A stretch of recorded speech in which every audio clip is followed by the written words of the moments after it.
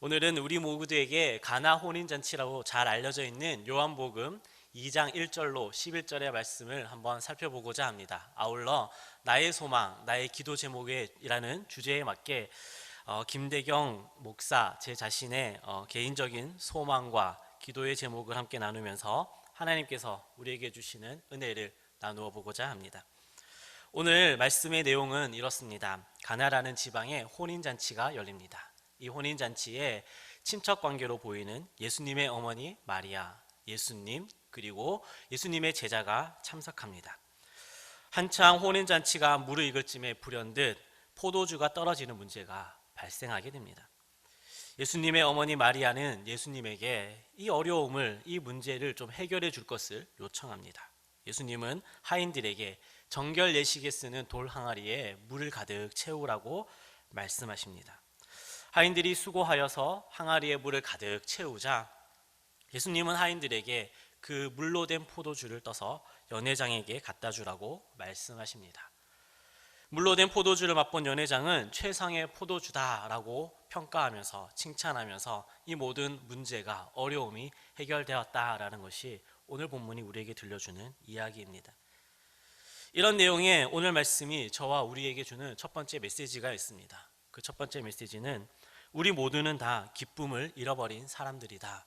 우리 모두는 다 기쁨을 잃어버린 사람들이다 라는 것입니다. 동서를 막론하고 잔치에서 가장 중요한 것은 음식입니다. 유대인들에게 있어서도 마찬가지였습니다. 유대 혼인잔치 관습에 의하면 혼인잔치가 일주일 동안 진행됩니다. 하여 혼인을 준비하는 사람들은 얼마나 많은 사람들이 하객으로 올지 미리 조사하고 그의 숫자에 맞는 만큼 먹을 음식과 마실 음료를 미리 준비합니다. 충분하게 준비합니다. 넉넉하게 준비합니다. 그런데 오늘 본문에 보면 그렇게 많이 준비한 음료가 똑 떨어지고 만 것입니다. 그런데 이런 생각 한번 해보신 적 있습니까? 왜 하필 포도주인가? 떡이나 빵이나 고기가 떨어질 수도 있고 디저트나 과일이 떨어질 수도 있는데 왜 하필이면 포도주인가 하는 것입니다. 시편 104편 15절에 보면 이런 말이 나옵니다. 사람의 마음을 기쁘게 하는 포도주. 유대 민족에게 있어서 포도주는 기쁨을 상징하고 있습니다. 그러므로 포도주가 떨어졌다는 것은 단순히 마실 음료가 떨어졌다 그것만을 의미하는 것이 아닙니다. 포도주가 떨어졌다는 것은 이 혼인이 가져다 주고 있는 기쁨이 다 떨어졌다라는 것을 의미하는 것입니다.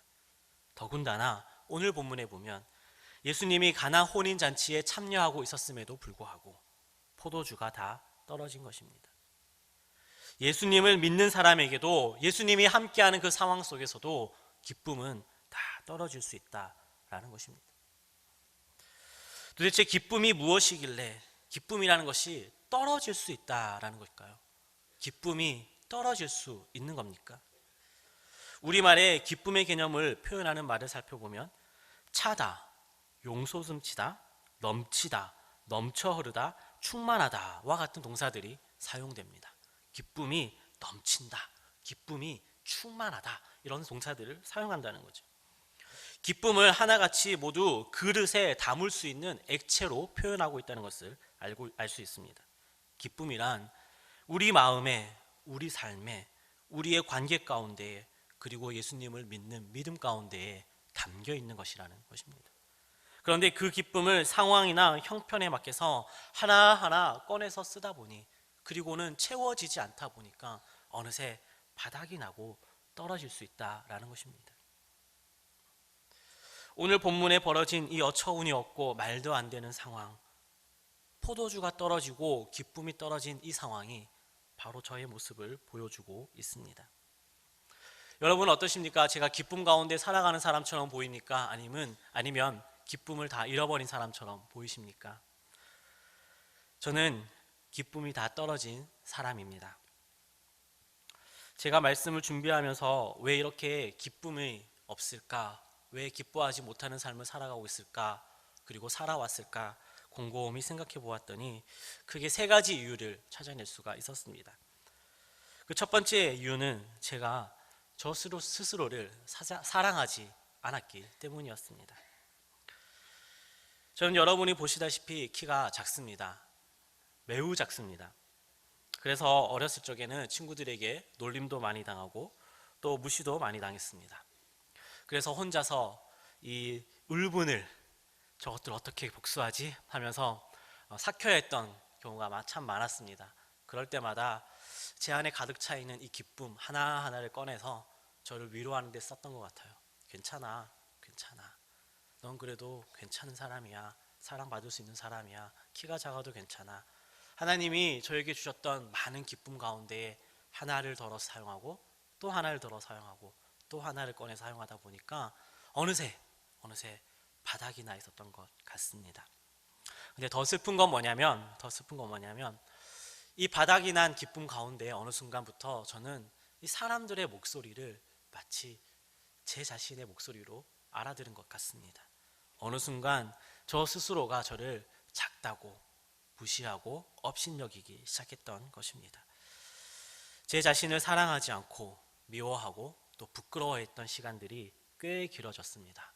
그래서 제가 20살이 되던 어느 날은 제가 우울증에 빠지게 되었고 7년 동안 우울증이라는 기나긴 싸움을 싸워야만 했었습니다.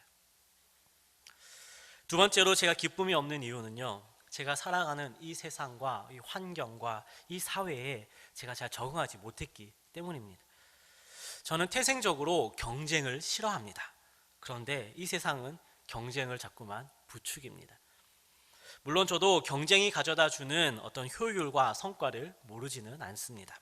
그러나 하나님이 만드신 다양한 사람들을 이 숫자로, 특별히 이 숫자로 평가하는 것, 이것이 저를 너무나도 괴롭게 만들었습니다. 사람의 키가 몇인가에 따라서 그의 매력이 결정되고 그의 성적이 얼마인가에 따라서 능력치가 결정되고 그 사람이 내는 성과가 어느 정도인지에 따라서 그 사람의 필요가 결정되는 것. 저는 이러한 상황이, 이러한 사회가, 이런 환경이 너무나도 견디기가 힘들었습니다. 마지막 세 번째로 제가 기쁨이 없는 것은 영적인 만족을 누리고 있지 못하고 있기 때문입니다. 특별히 저는 예배의 기쁨을 누리지 못하는 것이 가장 견디기가 힘이 듭니다. 저는 2011년 제가 33살일 때 신대원에 입학했습니다.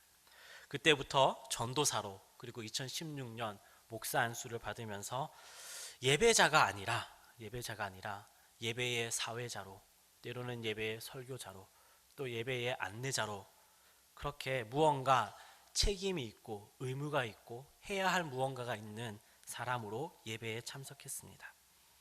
그러다 보니까 어느 순간 예배자로 서기보다는 예배를 무언가 해야 하는 그러한 사람으로 서 있는 경우가 많았던 것 같습니다.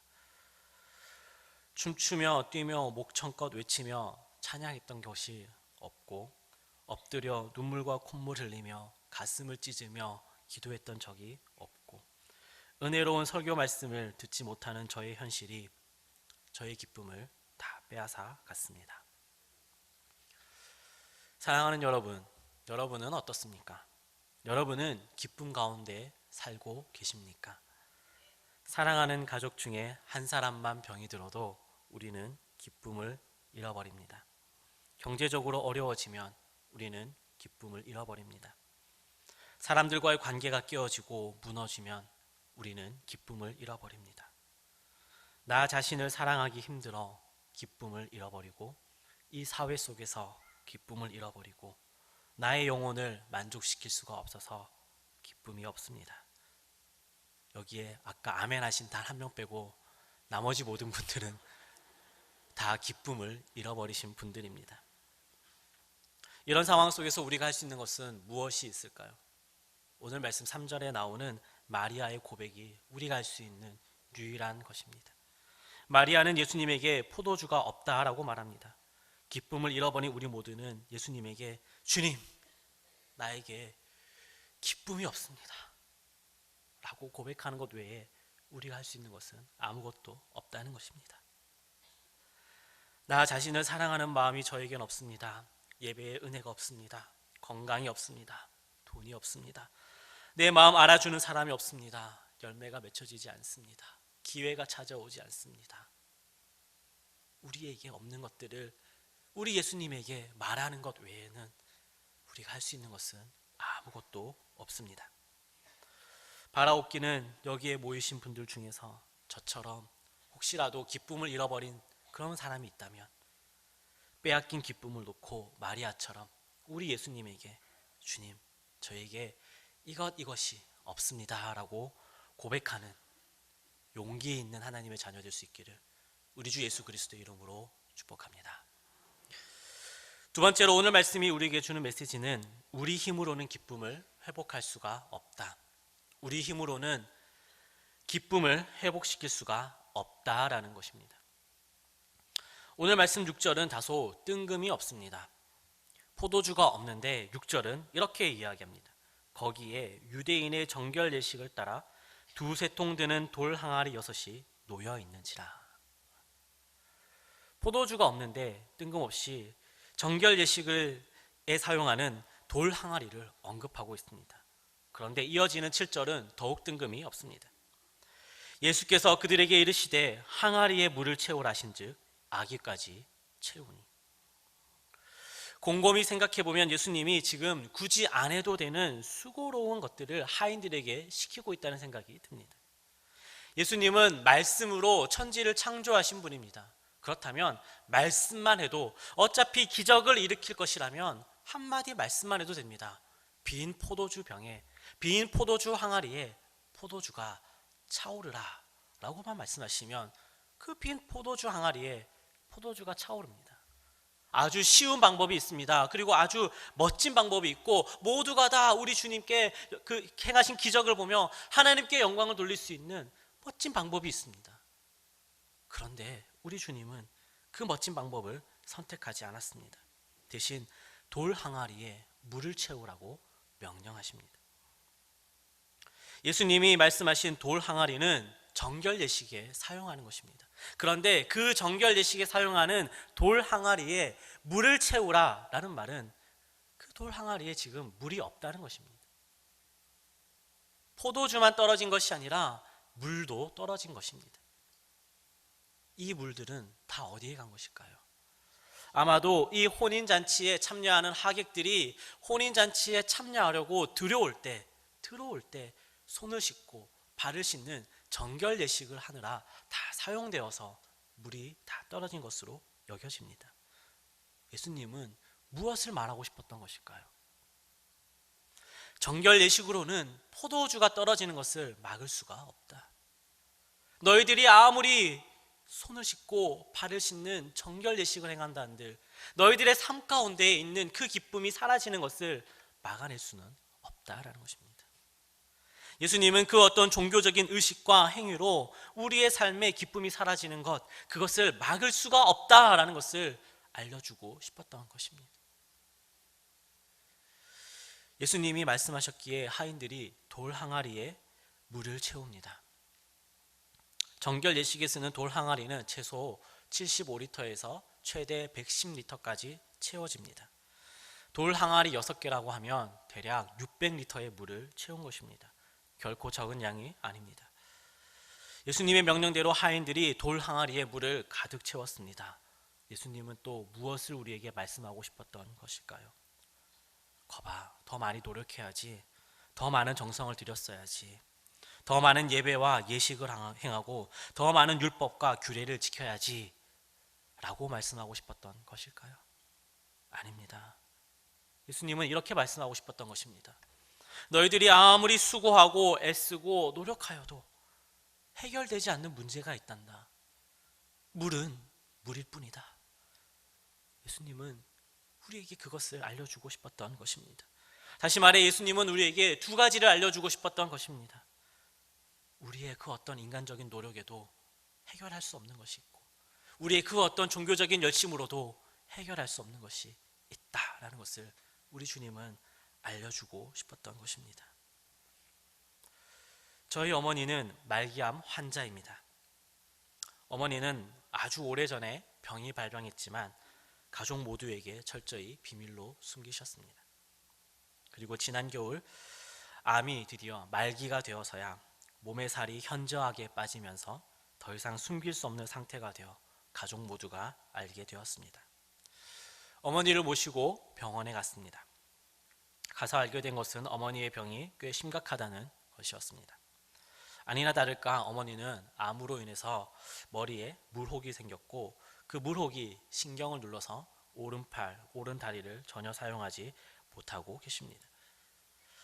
어머니가 큰 병이 들어서 참 가슴 아프고 기쁨이 많이 사라졌지만 제가 가장 견디기 힘든 건요, 우리 집에서 전화 오는 전화벨 소리입니다.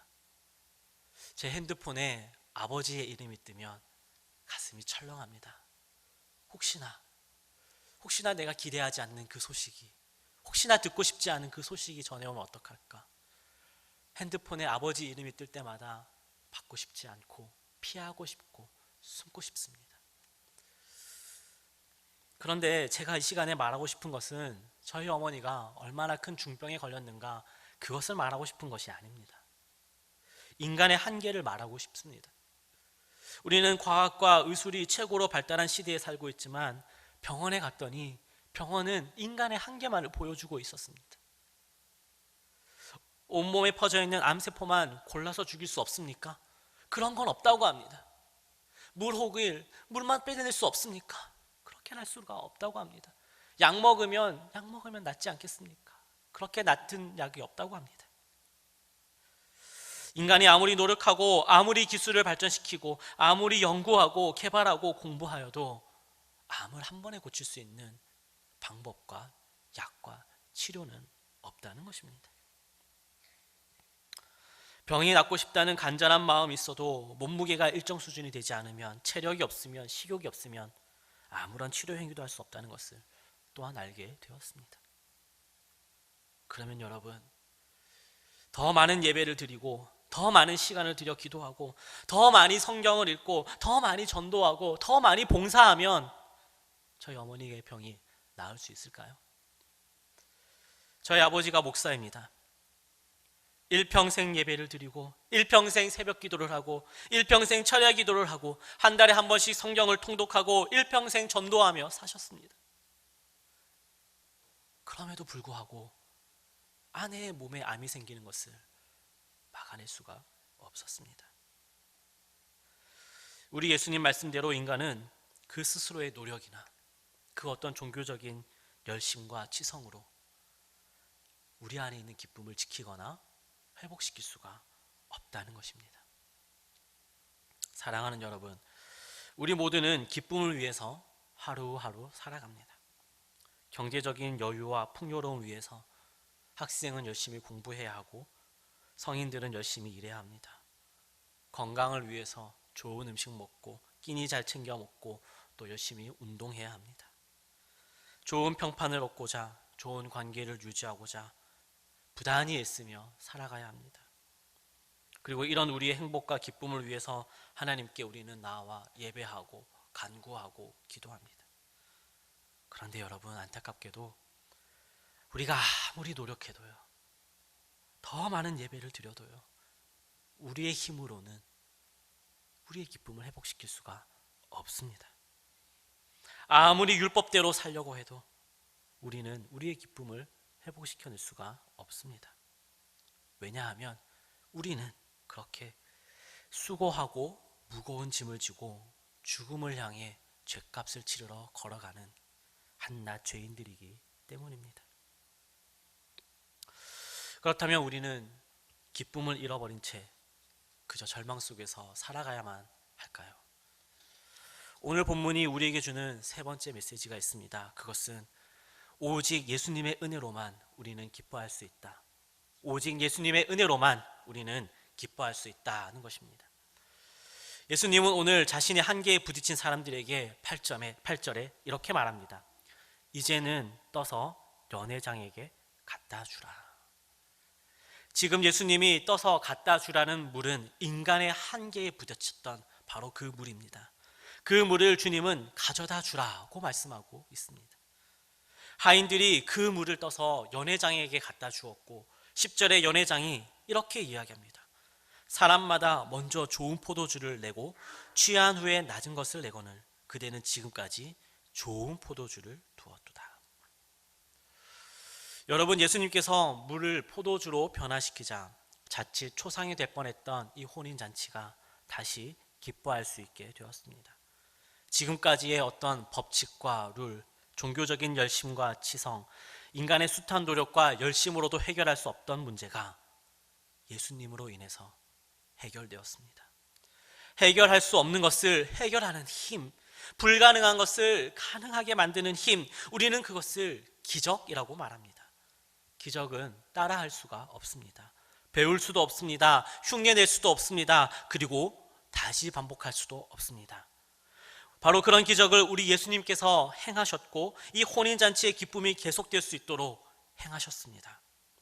우리는 이것을 은혜라고 말합니다. 우리는 오직 예수님의 은혜로만 다시 기뻐할 수 있는 사람들입니다. 저는 예수님의 은혜로 이 작은 키의 콤플렉스를 벗어날 수 있었습니다. 제가 교회 여기저기에서 이미 여러 번 나눈 이야기지만 다시 한번 그 이야기를 나누고자 합니다. 저는 대학에서 국제관계학이라는 것을 전공했습니다. 국제관계학은 한 나라가 가지고 있는 지리적인 조건과 그 나라를 둘러싼 주변 국가의 정치적인 관계를 공부하는 학문입니다. 키가 작아 열등감에 빠져 있던 저는 이 국제관계학 수업을 들으면서 그리고 그 수업 중 한 교수님의 강의 속에서 들려오는 예수님의 또 하나님의 음성에 이 모든 작은 키 콤플렉스를 벗어날 수 있었습니다.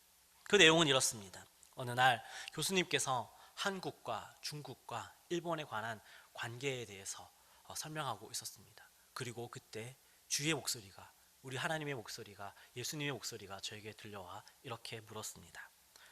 대경아, 너는 중국과 일본과 한국 이 세 나라 중에 어떤 나라가 되고 싶으니? 그러면서 저에게 설명해 주셨습니다. 중국은 말이야 아주 큰 나라란다. 아주 힘이 센 나라란다.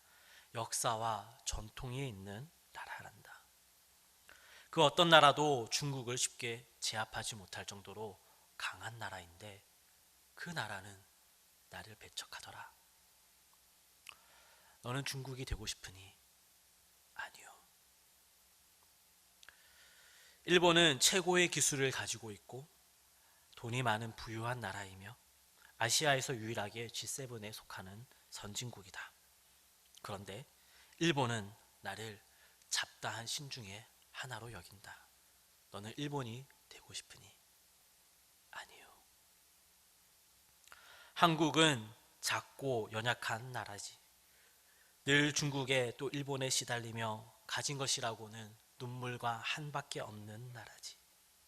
그런데 그런 나라가 나를 하나님으로 알아주고 예배한단다.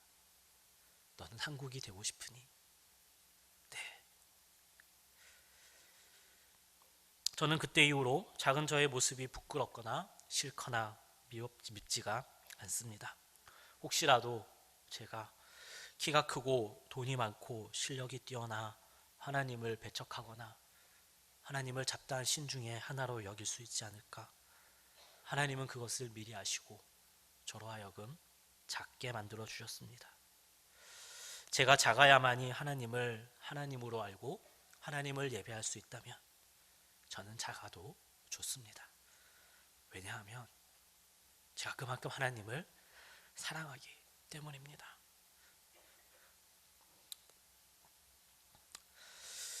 저는 하나님의 은혜로 20대의 기나긴 우울증을 벗어날 수가 있었습니다. 20대의 우울증을 벗어나게 된 계기는 청년 시절에 한 목사님의 설교였습니다. 믿음으로 베드로가 무리를 걷는 마태복음 14장의 말씀을 설교하시면서 저에게 들려왔던 말씀은 이거였습니다. 무리를 걷다가 빠져도 좋으니 기적을 맛보고 싶다면 안전하다 여기는 그 배에서 나오라. 그리고 이어서 무리를 걷는 것이 기적이 아니다. 물에 빠진 나를 건져주는 예수님의 손을 잡는 것이 기적이다. 우울증과는 전혀 상관없는 이 말씀을 들으면서 이 설교 말씀을 들으며 저는 어찌된 영문인지 우울증에서 단번에 빠져나올 수 있었습니다. 그리고 용기를 내어서 이런저런 모양의 경쟁에도 용기를 내어서 살아갈 수 있게 되었습니다. 사랑하는 여러분, 예수님 때문에 포도주가 떨어진 혼인잔치가 계속될 수가 있었습니다. 예수님 때문에 자신을 사랑하지 않던 제가 저를 사랑하게 되었습니다. 예수님 때문에 경쟁 사회에서 도전하며 살아갈 수 있게 되었습니다. 예수님 때문에 잃어버렸던 기쁨을 저는 찾을 수가 있었습니다. 모든 게 다 우리 주님이 저에게 베풀어 주신 은혜 때문이었습니다.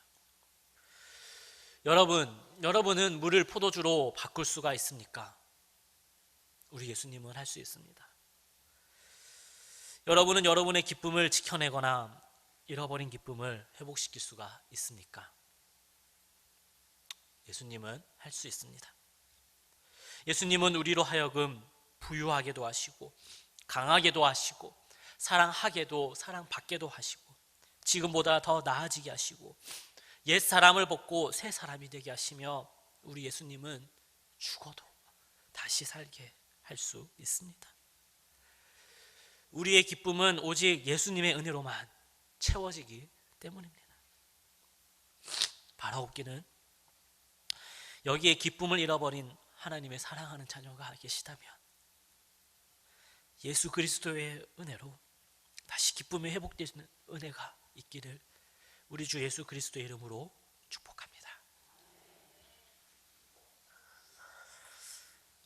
말씀을 맺겠습니다. 겨울빨래는 얼면서 마릅니다. 우리 담임 목사님께서 시를 낭독하셨기 때문에 반복하지는 않겠습니다만, 따스함과 온기가 사라진 겨울에도 우리 어머니들은 찬물에 손을 넣어 빨래를 빠셨습니다. 손이 시리고 손이 트고 손이 갈라져도 더러운 옷을 그냥 입고 다닐 수는 없었기에 한겨울에도 찬물에 빨래를 빠셨습니다. 그렇게 빤 빨래를 마당에 널면 매서운 겨울바람에 빨래가 꽁꽁 얼어붙습니다. 저 빨래가 과연 마를까? 그러나 겨울 빨래는 얼면서 마릅니다. 왜냐하면 엄동설안에도 겨울에도, 그 추운 겨울에도 해가 뜨기 때문입니다. 햇빛은 엄동설안의 추위를 뚫고 빨래의 수분을 빼앗아 갑니다. 기쁨을 잃어버린 우리 모두의 삶은 따스함과 온기를 잃어버린 한겨울과 같습니다. 한겨울에도 빨래를 빨아야 하듯이 우리는 기쁨을 잃어버린 채로 어찌어찌 겨우겨우 그렇게 살아가야만 합니다. 기쁨이 없어 육신이 기진맥진하고 마음이 메마르고 정서가 피폐해지고 영혼이 죽어가도 우리는 그렇게 어찌어찌 살아가야만 합니다. 왜냐하면 우리 예수님의 은혜는 오늘도 우리에게 부어질 것이기 때문입니다. 우리 예수님의 은혜가 우리의 모든 슬픔이 변하여 기쁨이 되게 하여 주실 것이기 때문입니다. 올 한 해 저의 소망과 기도의 제목은 이것입니다. 제 안에 예배의 기쁨이 회복되는 것입니다. 한 명의 참된 예배자로 서서 목소리 높여 우리 하나님을 노래하고 찬양하고 싶습니다. 마음을 찢으며 기도하고 싶습니다. 그리고 은혜로운 설교 말씀 듣고 싶습니다. 또 하나 저의 소망과 기도 제목은 이것입니다. 저의 어머니가 좀 더 건강해지는 것입니다. 좀 더 제 곁에 살아계시는 것입니다. 그래서 꽁꽁 얼어붙은 저의 영혼과 저의 마음이 예수님의 은혜로 온전히 기뻐하는 그러한 한 해가 되기를 소원합니다. 이런 동일한 은혜가 여기에 계신 여러분 모두에게 있기를 우리 주 예수 그리스도의 이름으로